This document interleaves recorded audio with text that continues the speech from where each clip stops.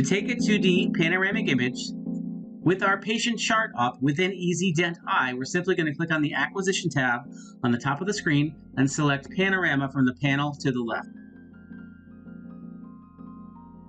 It will then take us into the interface screen to select our options. First, we start with patient gender, man, woman, or child.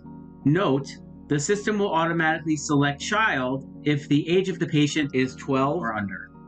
To the right of gender, we have exposure-based settings based on the patient's density size. Options are hard, standard, or soft. Moving to the right side of the screen under the normal panel options are the normal setting, providing a normal panoramic image, the magic pan, providing a single optimal panoramic image having multiple focal images combined. Moving on to image option below that are high resolution for best quality and the green setting for reduced radiation. Next, select an arch size option, narrow, normal, or wide. Moving down further to panel examination area, standard is your default, capturing all dentition and condyles. Additional options include right side only, left side only, and also front. Also notice the message information area on the bottom left of the screen, always displaying the status / next steps. Once our selections are made, we can simply click confirm. The next step is to allow the machine to rotate to the acquired position, and then we can position our patient. In preparation, have the patient remove all metal objects from the neck up, including necklaces, eyeglasses, earrings, and any other metal objects. Let's start with patient positioning for our 2D panoramic image. First, I'm going to have my patient step into the device. Go ahead and stand up straight and tall for me. And the first thing I do is I evaluate the chin rest to the base of her chin. I want the patient to be able to just put the chin on the chin rest. So I'm going to evaluate that, column up or column down to adjust.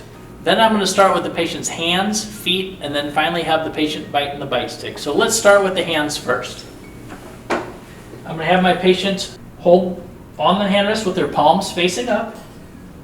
Walk forward and have your feet shoulder length apart.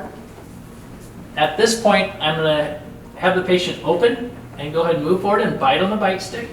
Smile really big for me. I can see that the patient's in the bite stick groove. And I want to gently push on the bite stick to ensure the patient's chin is firm on the chin rest. Once I have the patient in the device, I'm then going to work with my positioning beams to make sure they are properly positioned. So first I want to start with my mid-sagittal beam, and I'm going to go ahead and have the patient put gently open and gently close on the bite stick. We're going to get you there.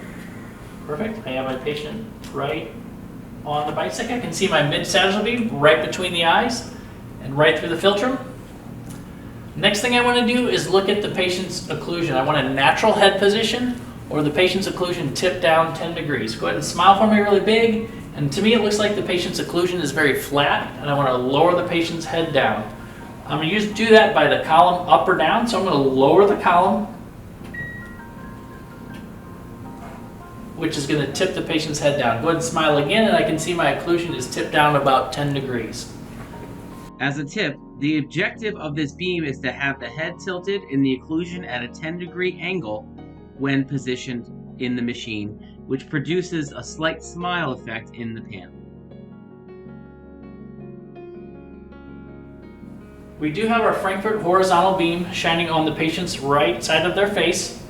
I can use my beam up or down to position this. So 2 reference points for that beam. Top of the tragus to the infraorbital notch of the eye is another reference point you can use when positioning the patient's head. Next, I'm going to go ahead and close my temple supports, and on the green platform, I can just use the wheel on the side of the column here and tighten the patient down. And I want to ensure the patient's lined up. I'm going to go ahead and twist here so you can see that the patient is back lined up center. On this wheel, right now, the temple supports are just touching the head. I want to actually crank that down so you can see, make sure that that's very firm. Lastly, let's look at the canine beam. I'm going to line the canine beam up. Go ahead and smile really big for me, and we're going to line the canine beam up right to the center of the canine. Perfect. All right. One other thing to note, on the Green X platform, off of the X-ray tube head, there is also another beam that shines. This denotes the rotation of the device. If this beam is hitting the patient's shoulders, we may have to work with the patient for patient positioning, but as you can see here, it's at the base of the neck, and that just allows us to, or lets us estimate the rotation of the device, ensuring the device will not hit the patient's head. Next, I'm going to double check and make sure the patient's lined up center. I'm going to go ahead and select my ready return. The system is moving into image capturing position. Please wait. When we're positioning for our panoramic image, I'm going to have my patient close their eyes, close their lips around the bite stick, and also swallow and keep the tongue flat to the roof of the mouth. The system is ready to capture an image. Please close your eyes until image capturing is complete. We'll now step out of the room and capture our image.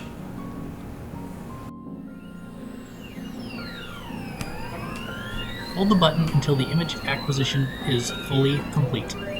Image capturing is complete. Please wait a moment. Once image capture is complete and the overhead stops rotating, we can let our patient out of the device. I'm going to go ahead and release the temple supports by opening them here with the wheel. We can go ahead and have our patient step out of the machine.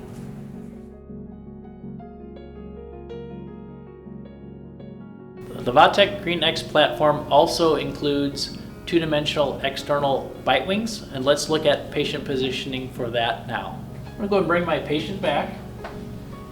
And patient positioning for extraoral bite wings is very similar to taking your panoramic image. Really the difference is the location of the canine beam. So we're going to go through our patient positioning protocol, starting with our hands and our feet. So hands, palms facing up, feet shoulder length apart. I'm going to have you go ahead and open and bite on the bite stick.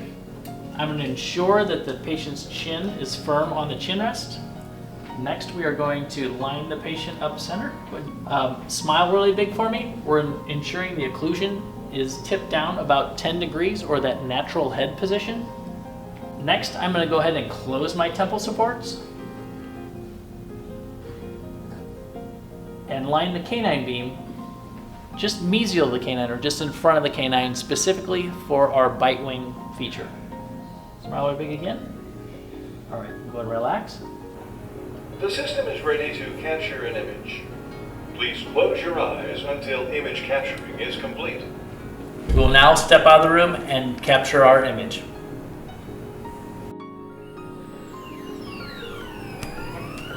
Hold the button until the image acquisition is fully complete. Image capturing is complete. Please wait a moment. Once image capture is complete and the overhead stops rotating, we can let our patient out of the device. I'm going to go ahead and release the temple supports by opening them here with the wheel. We can go ahead and have our patient step out of the machine.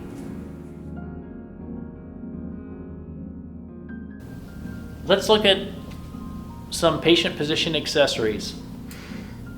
The Green X includes the bite stick.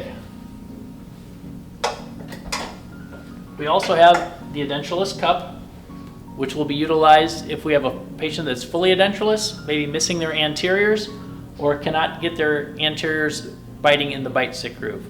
To demonstrate this, we're going to put our edentulous cup in. I'm going to bring my patient back into the device. Go kind of back through our patient positioning protocol with the hands, palms facing up, feet shoulder length apart. And in this case, I'm going to raise the column up a little bit, and go ahead and just rest your chin and go ahead and move back and right in that groove there. We would then go through our patient positioning, aligning the patient up center. For the pan, also checking the occlusion, making sure it's tipped down about 10 degrees. Finally, closing our temple supports.